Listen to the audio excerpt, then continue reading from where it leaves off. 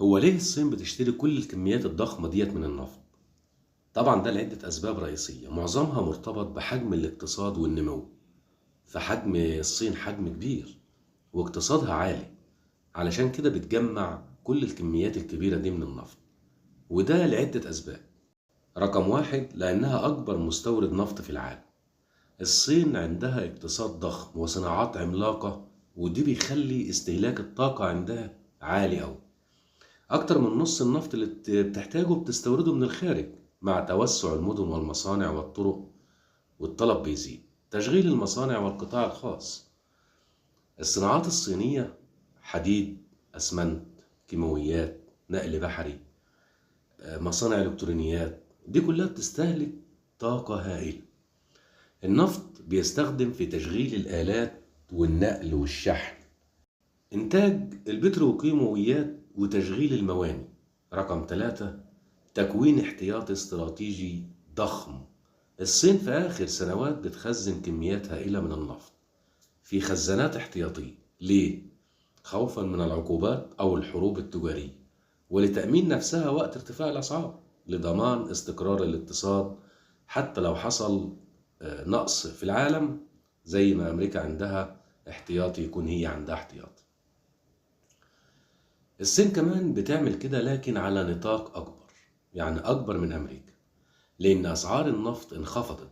فالصين استغلت الفرصة، وكل ما الأسعار بتنزل الصين بتشتري بكميات كبيرة وتخزن، لأن السعر رخيص، ودي فرصة لتعويض المخزونات وتقليل التكاليف الاستيراد على المدى الطويل. النقل والبنية التحتية الضخمة.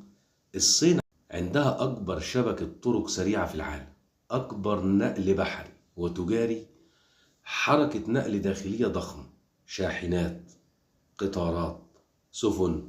رقم ستة، بعض الدول بتبيع لها بسعر رخيص زي روسيا وإيران وفنزويلا. الصين بتستورد منهم بخصومات كبيرة، خصوصا من روسيا بعد العقوبات الغربية، فده بيشجعها تشتري أكتر. يعني الصين بتشتري نفط ضخم لأنها اقتصاد كبير، صناعة قوية، تخزين استراتيجي، أسعار منخفضة، وخصومات من دول معينة مستفادة من كل النواحي.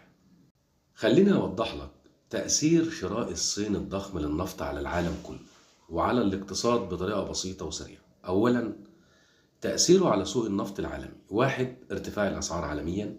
لما أكبر مشتري في العالم هو الصين يشتري كميات ضخمة، الطلب طبعا لازم يزيد والأسعار هترتفع. ده بالذات بيبان لما الصين تدخل تجمع احتياطي كبير أو تشتري من السوق الفوري. رقم اتنين، تغيير موازين السوق. الصين بقت بتتحكم بشكل غير مباشر في سوق النفط. لو قللت مشترياتها لو قللت مشترياتها الأسعار بتنزل، ولو زودت مشترياتها الأسعار بترتفع، لأن حجم استهلاكها ضخم.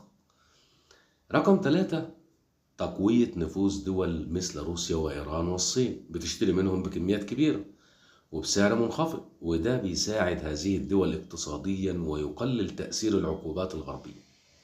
طبعا بيقلل العقوبات الغربية عليهم.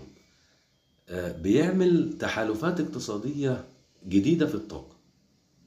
رقم أربعة، تقليل أهمية السوق الأوروبي. كلما الصين وروسيا يقتربون في مجال الطاقة، أوروبا تتأثر لأن روسيا كانت المصدر الأكبر لها.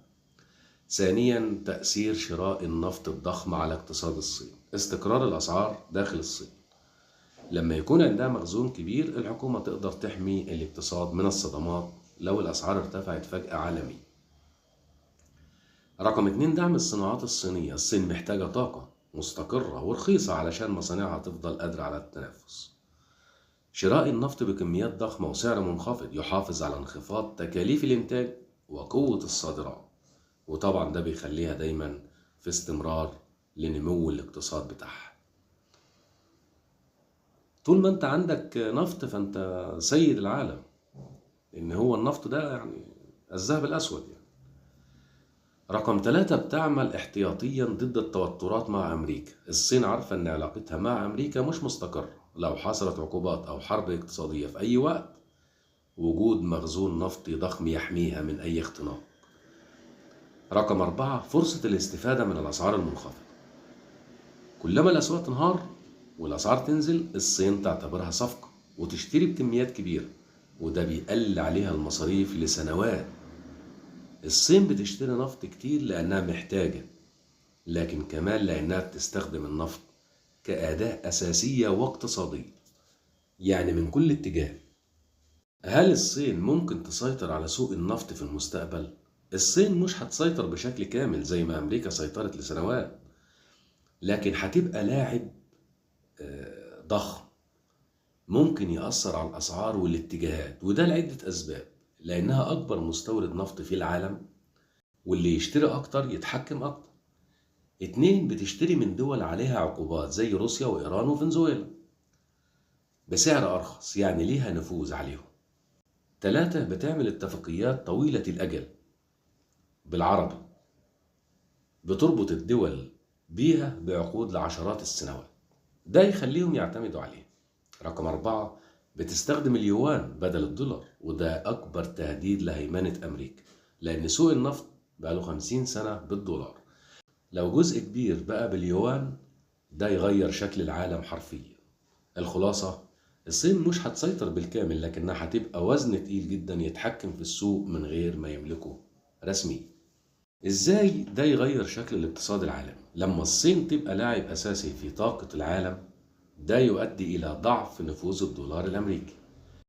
لو اليوان اتستخدم صح، أمريكا تفقد جزء من قوتها الاقتصادية، فبالتالي تغيير تحالفات الطاقة الدولية اللي عليها عقوبات هتبقى أقرب للصين، روسيا وإيران وفنزويلا، وده يخلق محور جديد ضد الغرب. ارتفاع تنافسية الصين مع أمريكا ومع أكبر الدول. الطاقة الرخيصة، مصانع أقوى، صادرات أكتر، اقتصاد أسرع. تأثير قوي على أسعار النفط، لمجرد إن الصين تزيد الطلب السعر يعلى، تقلل الطلب السعر يقع، والموضوع ده بيخوف الغرب. تأثير ده على الدول العربية المنتجة للنفط، هنا الموضوع يهمك شوية. الصين هتبقى أهم مشتري للدول العربية زي السعودية والإمارات والعراق والكويت، وده بيخلي العلاقات قوية اقتصاديا بينهم وبين بعض بشكل كبير. الصين بتعمل استثمارات عملاقة في الخليج، بس مش بس بتشتري نفط، لا ده بتبني مصانع وشركات وموانئ طاقة متجددة. العرب هيستفيدوا من الطلب الصيني الكبير، الطلب العالي، دخل أعلى للدول المنتجة. لكن في خطر واحد، لو الصين دخلت في ركود اقتصادي الطلب ينخفض، وساعتها الأسعار هتتأثر. الخلاصة، الصين مش بس بتشتري نفط، هي بتبني نفوذ عالمي لسنوات مبني على الطاقة. الدول العربية هتكسب كتير من علاقتها معها، وأمريكا هتخسر جزء من سيطرتها التاريخية على العالم لو الصين نفذت كل ده صح. في أمان الله.